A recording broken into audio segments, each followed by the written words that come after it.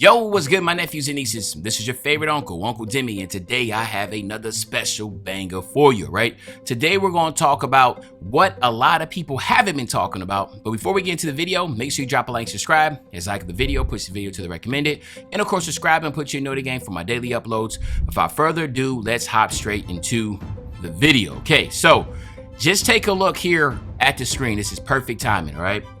And as you're going to tell, or as you're going to see, there is a lot of different, animations and highlights that they're pointing out. But one thing that a lot of people aren't talking about is the player models and the court size. So the court has been bigger and the player models are now smaller, all right? Now, Mike Wayne came out and said, the question was, is the court/player model ratio different? He said, we adjusted the player to court ratio in NBA 2K25 to give players more room to operate. It's improved the flow of the game and allows for certain cuts that would often get jammed up before. The AI spacing engine also gets a huge upgrade. Compared to just a few static locations last year, there are now over 20 dynamic adjustment locations, consistently feeding the AI a stream of spacing information. This helps AI teammates properly space and give you more room to isolate or work the two-man game. It also helps them understand more advanced spacing concepts when deciding to help, double, and rotate on defense. So that second part is more so for the my team aspect, but the first part is definitely, and again, I guess you can say when you're playing rec and somebody quits out, there's going to be an AI with you that you're going to have to, play with. So that's going to help out. But let's talk about the first part, all right? Now, the first part about making these player models smaller and the courts bigger, and it helps with spacing. Then he talks about how it would help with certain cuts that were often getting jammed up before. And we all know what we're talking about. You can be at the top of the key trying to go to the paint, and somebody is literally right there on the hash and take 2 steps and can just block you out, right? And just get the bump steal, which we all know that's physically impossible in real life. And regardless of how much we always speak on, we want, arcadey type game, or hey, we don't want necessarily a real simulated game, that type of deal.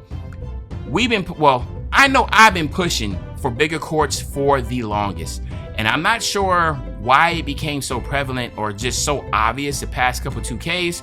Maybe because individuals are just being able to get bigger and bigger players. Everybody was running around with 6'9" builds this year, everybody was basically 6'9", right? You had a couple guards or 6'6", so it was just bigger player models on the floor. People are getting bigger and bigger. The way the badges and the way the game's being played right now, you're just running with bigger player models. So to me, I felt like 2K24 was the worst when it came to spacing. It was absolutely horrendous. Now, on the my team side, it was just purely unplayable because everybody's 7 foot. As the season goes on and on, players are getting bigger and bigger. You got Kareem Abdul-Jabbar 7'6" at the point guard spot, right? So the court was just not able to hold these player models and make it seem like there was true spacing in the game. You could literally be in the corner in rec, right? A lockdown can be sitting there in the corner. Somebody had their nice little Wemby build, and he can sit there, play in the paint, pass it to the corner, and just jump. And he literally gets a slightly, you get a slightly open, right? It's just contested. So to me, I feel like this is going to be a massive W. And the individuals in the community that are worried about this, that are crying about this, just say you don't know ball, man.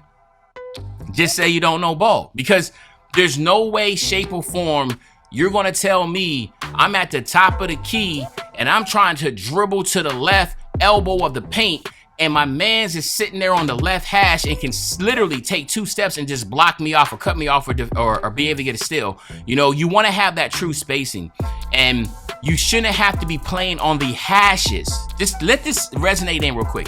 You do not see NBA players sitting at the hash, right? The NBA players sit at the elbow on the 3-point line, and it's enough space. You look at some true 5-out offenses that we see in the league, and the one that definitely stands out is the Milwaukee Bucks, with Giannis at the top of the key, operating with his 4 other teammates, literally spread out, 5 out. They're not sitting. Listen, man, they're not sitting on the hash. They're sitting at 3-point line, and Giannis can still work at the top of the key and get to the cup if he wants to. That is true spacing. You shouldn't have to be worrying about equipping limitless range on gold, having a 92 3 ball, because you have to sit hash to get true spacing. So in my humble opinion, I feel like this is going to be a massive W. The community is going to adjust to it, but you're going to realize there's so much more freedom, there's so much more space. And what happens is my ISO players and my P and roll players that, wherever playstyle you have, there's going to be less complaints about just, oh man, the defense is too good, or the my player's too slow, because what's really going to compensate for that is the spacing, right?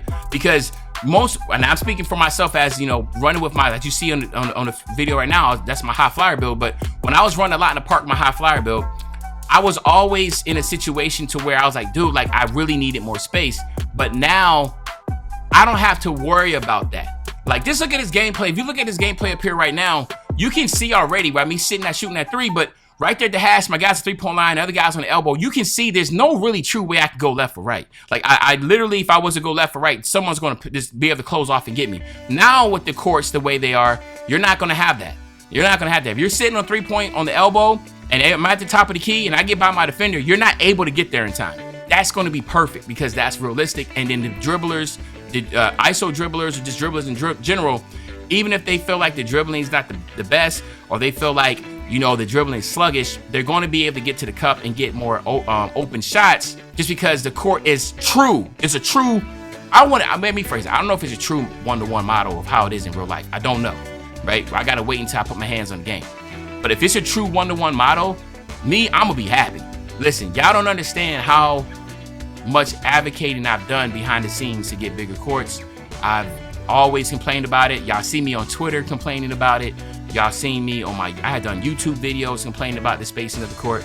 So I know the community can disagree with me with a lot of stuff, but this is one thing that, we both on the same page on as far as getting that spacing on the court. So I'm curious to know about your personal opinion about this. The spacing on the court is now going to be bigger and player model is going to be smaller.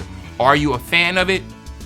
Are you against it? And I want to know the explanation why. Just don't say I'm against it. Just don't say this is trash. Just don't say 2K sucks. I'm generally want to know your reasoning to why you agree with the courts being bigger or why you disagree with the player models being smaller when comparison to the courts.